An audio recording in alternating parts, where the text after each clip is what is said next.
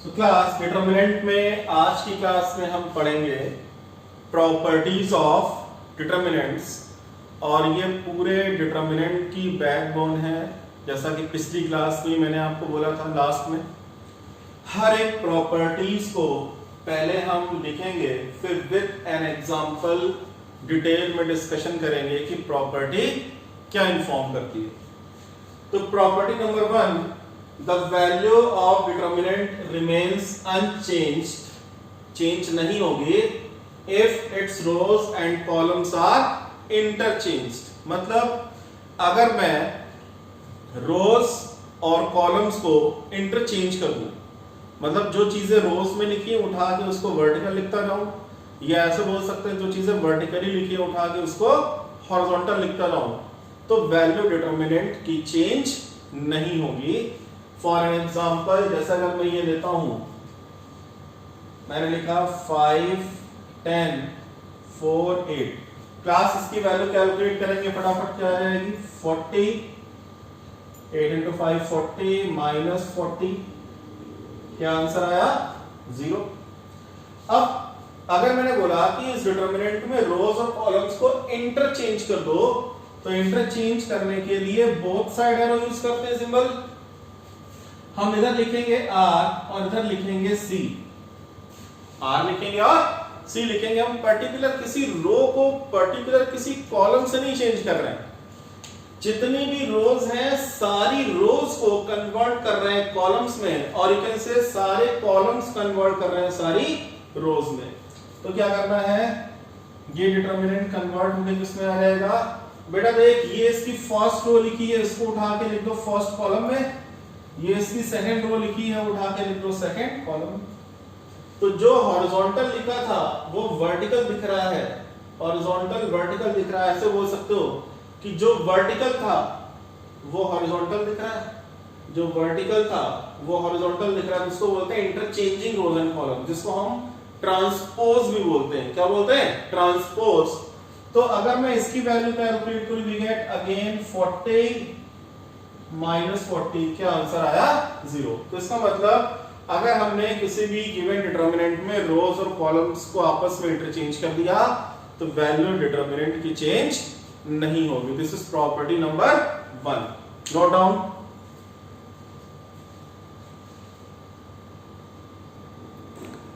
Class property number 2, property number 2, if we interchange any two rows, ऐसे hit करो, any two rows और any two columns, मतलब या तो हम किन्हीं टू रोज को आपस में इंटरचेंज करें या हम किन्हीं दो कॉलम्स को आपस में इंटरचेंज कर दें, अदला बदली कर दें, तो डिटरमिनेंट की वैल्यू चेंज हो जाएगी। बट चेंज कैसे होगी, value of determinant changes by minus sign only. मतलब अगर मैं डिटरमिनेंट लिखता हूं 2, 5, 3, 7, लेट इट बी डेल्टा, तो वैल्यू क्या आएगी क्लास इसकी 7 into 2 14, 2 into 7 14 minus 5 into 3 15, we get -1। Just first property में हम लोगों ने पढ़ा था कि अगर आपने जितनी रोज हैं, रोज और कॉलम्स को आपस में इंटरचेंज किया, वहां इंटरचेंजिंग था रो का कॉलम से, तो जितनी रोज थी सारी रोज को सारे कॉलम्स में इंटरचेंज करना था। बट यहां पे इंटरचेंज किसका हो रहा है, रो का रो से, कॉलम का कॉलम से। सिलेक्शन किन्हीं दो रोज का या किन्हीं दो कॉलम्स का करना है। तो फॉर एग्जांपल यहां पे बेटा है ही 2 रोज है, तो हम क्या करेंगे, हमने मान लो अगर ये लिखा R1 इंटरचेंज के लिए हमेशा बोथ साइड एरो लगेगा, R1 इंटरचेंज विद R2। तो ये जो 3, 7 है सेकंड रो और 2, 5 फर्स्ट रो आपस में इंटरचेंज अदला बदली कर लेंगे, तो 3, 7 ऊपर आएगा, 2, 5 नीचे आएगा। मैं ऐसे करता हूं, मान लो डेल्टा 1 है और ये जो डिटरमिनेंट आया मान लिया ये डेल्टा 2 है। अब आप जब इसकी वैल्यू कैलकुलेट करोगे तो वी गेट 5 इंटू 3 15 माइनस 14, क्या आंसर आया 1 आंसर आया। आप बताओ what is the relation between delta 1 and delta 2? Delta 1 आ रहा है -1, डेल्टा 2 आ रहा है 1, तो हम बोलेंगे जो रिजल्टिंग डिटरमिनेंट आया चेंज होने के बाद जो डिटरमिनेंट आया that is minus times original determinant. तो एक -1 है, +1 है, माइनस टाइम्स आंसर आ गया। तो ये प्रॉपर्टी कहती है कि अगर आपने किन्हीं 2 रोज या किन्हीं 2 कॉलम्स को आपस में अदला बदली कर दी तो उस डिटरमिनेंट की वैल्यू में चेंज हो जाएगा माइनस साइन से, केवल आंसर पे माइनस और ऐड हो जाएगा। तो ये बेटा नोट कर लो। फिर थर्ड प्रॉपर्टी पे आते हैं। Property number 3, if all the elements in a row oblique column, बेटा रो ऑब्लिक कॉलम हर बार मैं लिख रहा हूं, जो प्रॉपर्टी रो पे अप्लाई हो पाएगी कॉलम पे भी इक्वली एप्लीकेबल है। तो चाहे आप रो पे अप्लाई करो या कॉलम पे अप्लाई करो, तो अगर किसी भी रो के या किसी भी कॉलम के सारे एलिमेंट्स 0 होंगे तो डिटरमिनेंट की वैल्यू कैलकुलेट नहीं करनी। By observation we declare that the determinant is equal to 0, determinant value is equal to 0। जैसे आप बताओ फर्स्ट डिटरमिनेंट की वैल्यू क्या आएगी, तो हमने बोला इक्वल टू 0। रीजन क्या लिख देंगे, फर्स्ट रो कंटेन्स ऑल 0, सारे के सारे एलिमेंट 0 हैं। इस डिटरमिनेंट की वैल्यू भी क्या हो जाएगी 0, क्योंकि फर्स्ट कॉलम के सारे एलिमेंट 0 होने चाहिए। तो C1 contains all 0, this determinant is equal to 0। तो ये भी डिटरमिनेंट की एक प्रॉपर्टी है। Property number 4, property number 4 class C inform करती है कि if any 2 rows oblique columns, मतलब अगर किसी डिटरमिनेंट की कोई भी 2 रोज या कोई भी 2 कॉलम्स आइडेंटिकल हो गए, आइडेंटिकल का मींस सेम हो गए, तो उस डिटरमिनेंट की वैल्यू क्या हो जाएगी 0। जैसे एग्जांपल मैंने लिखा, आप बताओ बेटा इस डिटरमिनेंट की फर्स्ट रो क्या है, आप ऐसे देखो फर्स्ट रो 1 2, सेकंड रो भी 1 2 लिखी है, तो दोनों रोज हैं आइडेंटिकल, तो इसकी वैल्यू कैलकुलेट करने पे 0 ही आएगी।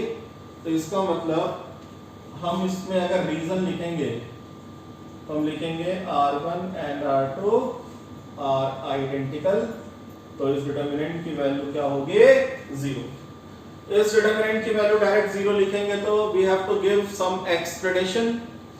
क्या लिखेंगे, आप ध्यान से देख बेटा, ये 1 to 5 फर्स्ट रो है और 1 to 5 ही इसकी थर्ड रो है। तो यहाँ फर्स्ट रो और थर्ड रो आइडेंटिकल है, सेम है, तो इस डिटरमिनेंट की वैल्यू भी 0 होगी। रीजन होगा R1 and R3 are identical. तो अगर 2 रो या 2 कॉलम किसी डिटरमिनेंट के सेम हो गए तो हम बिना कैलकुलेशन करे डायरेक्ट यूजिंग प्रॉपर्टीज लिखेंगे डिटरमिनेंट की वैल्यू इक्वल टू 0।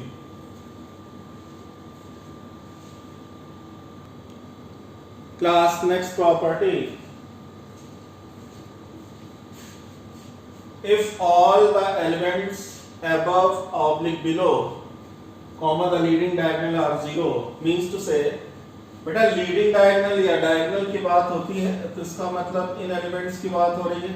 तो प्रॉपर्टी के अकॉर्डिंग ये कह रहा है कि अगर डायगोनल के अबव या डायगोनल के बिलो, मतलब आपको ऊपर नीचे कहीं भी सारे एलिमेंट्स अगर 0 0 0 दिखाई दे जाए तो उस डिटरमिनेंट की वैल्यू कैलकुलेट करना बहुत आसान है। आप केवल product of diagonal elements calculate करो। It means this is equal to 4 into 2 into 5, क्योंकि डायगोनल के ऊपर के सारे एलिमेंट्स क्या दिख रहे हैं 0, तो इस डिटरमिनेंट की वैल्यू आ गई product of diagonal elements. It means कितना हो गया 40।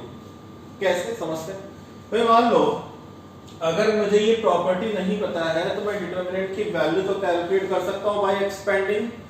तो मैंने ये लिखा एक्सपेंडिंग अलोंग। अब यहां से क्लास एक वेरी इंपॉर्टेंट पॉइंट डिस्कस करेंगे।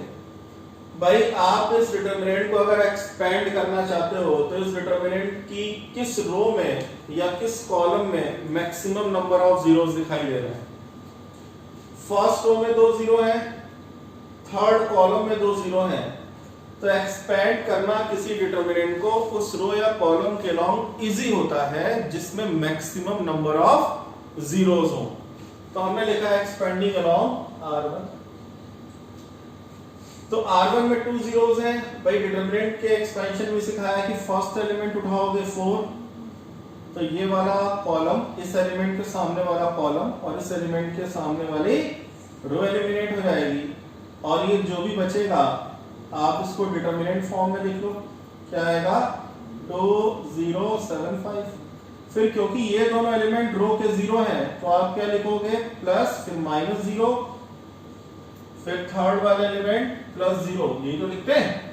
बेटा अब इनको फिल करने की कोई नीड नहीं है क्योंकि बाहर 0 इंटू कुछ भी लिखोगे 0 ही आएगा। 0 को किसी भी नंबर से मल्टीप्लाई करोगे 0 आएगा, तो ये तो कैंसिल वैसे भी हो जाएंगे। आंसर क्या आएगा 4।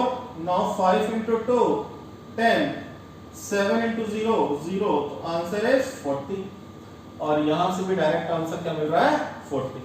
तो इस प्रॉपर्टी से हम वैल्यू डिटरमिनेंट की बड़ी इजीली कैलकुलेट कर सकते हैं।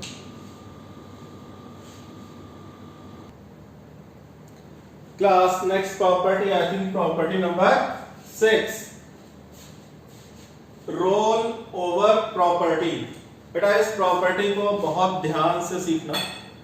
मैं जो बोलूंगा और जो आपको समझाऊंगा कोड पे फोकस बड़े ध्यान से करना है। रोल ओवर प्रॉपर्टी का मतलब ये है कि सबसे पहले आप देखो इसमें नंबर ऑफ रोज कितनी है 1 2 3, कॉलम्स हैं फर्स्ट सेकंड एंड थर्ड। हम क्या करेंगे यहां किसी रो को या किसी कॉलम को रोल करेंगे। कहां रोल करेंगे ओवर रोज। अगर रो को रोल ओवर कराएंगे तो रो पे, कॉलम्स को रोल ओवर कराएंगे तो कॉलम्स पे। मैं ये चाहता हूं कि मैं इस फर्स्ट रो को रोल करा दूं। रोल का मतलब इन दोनों रोज से जंप कराता ले जाऊं।